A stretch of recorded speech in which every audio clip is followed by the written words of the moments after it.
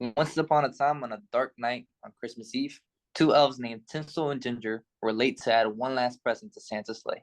Oh no, Tinsel forgot his snowshoes, but still thinks he can beat Ginger, briskly walking through the snow. Do we think that the difference in their walking cycles make a difference on who gets there first?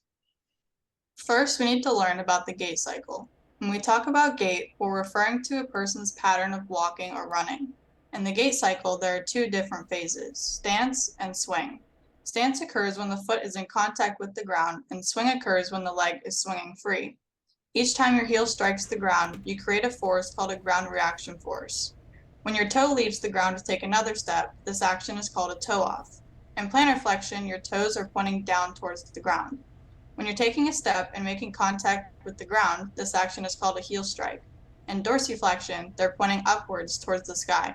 Flexion happens when your joints bend forward and back, and these angles can change depending on how you walk.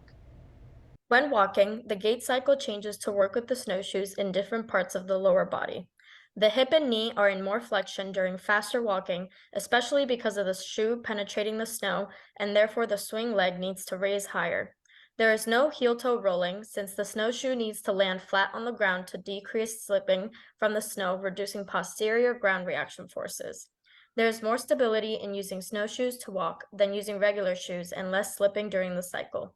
The ankle plantar flexion occurs during mid-late swing instead of on the heel strike like the regular gait cycle. As seen in the story, snowshoes help increase stability and reduce slipping by eliminating dorsiflexion. It looks like Ginger and her snowshoes are the fastest way to get to Santa.